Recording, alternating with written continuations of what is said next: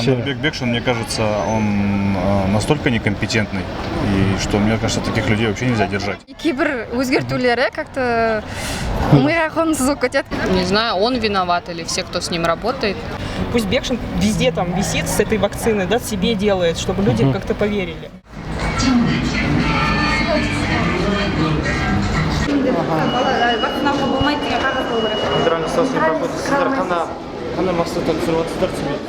Алматының кейбір нысандарына демалыс күндері ашық бойынша жасыл статусы барлар, яғни коронавирусқа қарсы вакцина салдырғандар ғана кіре алады. Бұл нысандардың қатарында сауда ойын-сауық орталықтары, сауда үйлері мен мейрамханалар бар. Алматы тұрғындары бұл шектеуді қалай қабылдап жатыр? Қаланың бас санитар дәрігері Жандарбек Бекшиннің коронавируспен күресу туралы шаралары жақсы нәтиже беріп жатыр ма? Бұл жөнінде халықтан сұраймыз. Жандарбек Бекшиннің демалыс күндері сауда ойын-сауық орталықтарына жасыл статусы барларды ғана кіргізу туралы шешімін қалай қабылдадыңыздар? Меніңше бұл дұрыс емес деп ойлаймын. Себебі ең бастысы жаңағы коронавируспен ауру туралы тіркелмеген болса, главный сол деп ойлаймын. Бір жағынан ол дұрыс емес. Мысалға да менде иммунитет слабый болсын, барып вакцина салдыртайын. Ол организм көтере ала ма, көтере алмаймын ба? Егер мен өлетін болсам, мысалға үкімет Бауыржан өлді деп, мысалға шешім жағдайын жасамайды ғой.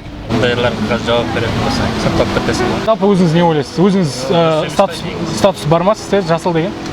Кіре аласыз ба? Олар кірсе, сосын бізді заражать етуі мүмкін. Вакцина салдыру керек. Дұрыс емес, әрине. Өйткені бұл адамдардың қауіпсіздігі үшін өте маңызды. Біз 21 ғасырда өмір сүріп жатырмыз ғой. Сондықтан да ойлаймын, вакцинадан қорқатын ештеңе жоқ. Наверное, они хотят этим образом, когда привлечь всех к вакцинации, чтобы у всех была вакцина. Я как медик считаю, что вакцинация это правильно. Ну то есть то, что люди не верят к этому, это тоже их же право. Білмеймін, дұрыс бұрысын енді өздері біледі ғой, біліп істеп отқан шығар ақыры. Дұрыс емес пе негізінде? Дұрыс емес қой? Мысалы, қаншама адамдарды көреміз, біз автобуста бір-бірімен қыстырылып келе жатқан. Қазіргі жағдайға байланысты дұрыс деп есептеймін. Жалпы негізі сенбі-жексенбі күнде жауып тастауға да болады ғой. Солай дұрыс сияқты. Дұрыс емес? Дұрыс емес, неге? Бізде бар, 17-ге толмаған жастар бар, оларға қиын болады, олар да бір жаққа кіріп қыдырғысы келеді. Көмектеспейді по-любому. Менің ойымша, жоқ. Дұрыс емес деп ойлайсыз? Неге? Маскамен? Маскамен Дұрыс емес деп ойлаймын. Неге? Өйткені барлық адамның қақысы бар, ондай жерге кіруге. Ауыр аяқ болады, сол үшін алмайды. Кейбіреулер денсаулығы позволять етпейді, сол үшін алмайды. Сондықтан барлығына бірдей кіруге рұқсат беру керек деп ойлаймын. Я дұрыс деп ойлаймын. Я за вакцину, поэтому я считаю, что все должны, кому можно вакцинироваться. И это уже крайняя мера нашего государства, чтобы люди уже начали вакцинироваться. А люди, которые не хотят, я считаю, они немножко безответственные люди. Я считаю, что в любом случае все болеют. И считаю то, что если даже делали вакцину, они являются в любом случае переносчиками. Поэтому я вообще в целом считаю, что вакцину надо делать тем, кто действительно в ней нуждается, у кого слабый иммунитет. Вот, а запрещать всем повсеместно я тоже не считаю резонным, потому что вакцинированный также может болеть и быть переносчиком. Нет, конечно, это неправильно. Почему? Ну, потому что как-то, если нейтральный статус человек не болел, тоже может заходить, почему нельзя? Если он в данный момент болеет, то тогда, конечно, его противопоказано туда заходить. Ну, я тоже думаю, что не обязательно зеленый статусами. Здесь, получается, ты должен либо переболеть уже, чтобы зеленый был, да, или же вакцинирован должен быть. Но это уже получается, что у людей нет выбора, вакцинироваться или нет. Поэтому это неправильно. Нейтрально болса нормально. И каждый человек просто сам должен быть ответственный, да? Если он болеет, сиди дома и не ходи в ТРЦ. Жандарбек Бекшиннің жұмысына жалпы қандай баға береріңіз? Оның жалпы қалада коронавирусты тоқтату туралы шығарып жатқан шешімдері, қаулылары бір осы қаладағы эпидемиология ахуалын жақсартуға көмектесіп жатыр ма?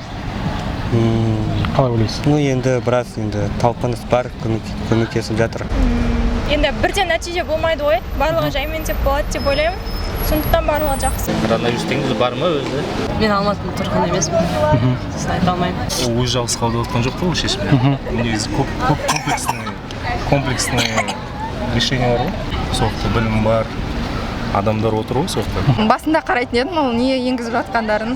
А соңғы кездері уже как-то бәрібір сияқты болып кетті, потому что күнде бір нәрсені өзгертеді, и кейбір өзгертулері как-то миға қонымсыз болып кетеді. Біз бұл қаланың адамдары емес, біз Нұр Сұлтан қаласынан келіп тұрмыз. Менде ондай мәлімет жоқ, жақсартып жатыр ма, ондай нәтижені көре алмаймын ғой. Біз қарапайым халық. Өздері білетін шығар, нәтиже өздерінің алдында шығар.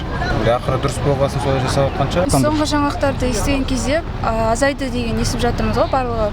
Ауырғандардың саны азайып, қайтадан бұрынғы қалыпқа келе жатқандаймын. Сол үшін де жақсы деп ойлаймын. Шешімдер көмектесетін егер ұстансақ. Халық ұстанса. Халық ұстанса. Дым байқап жатқан жоқпын. Ешқандай көмек тиіп жатқан жоқ деп ойлаймын, білмеймін. Бір қалыпты өмірге әлі келген жоқпыз ғой біз. Вообще в целом, вот то, что он делает, я считаю, это хорошо. Но мне кажется, можно было бы более доступнее народу объяснять многие вещи. Потому что почему не делают вакцины? Потому что есть еще не очень хороший пиар. Пусть Бекшин везде там висит с этой вакциной, да, себе делает, чтобы люди как-то поверили. Поэтому в целом работа пусть на 4, да, вот единственное, надо образовывать население. Все правильно делает в силу того, что ограничивает, и чтобы распространение уменьшилось. Вообще никакой не дает. Да? Вообще никакой. Жандарбек Бекшин, мне кажется, он настолько некомпетентный, и что, мне кажется, таких людей вообще нельзя держать. Тем более он ответственный, раньше был за всю республику, а сейчас как бы, за город и за мегаполис, где столько людей. Ну, не результативно. Не знаю, он виноват или все, кто с ним работает. Но таких прям результатов нет. Жандарбек Бекшин осы коронавирус жұқтырғандарды қалада азаю үшін не істеу керек деп ойлайсыздар жалпы? 2 апта карантинге жібереді ғой. Қатты шектеу қоймаса деп ойлаймын. Мне кажется, он барлығы біздің халыққа байланысты. То есть адамдардың өздері добровольно, только добровольно өздері үшін ғана вакцинация салу керек деп ойлаймын.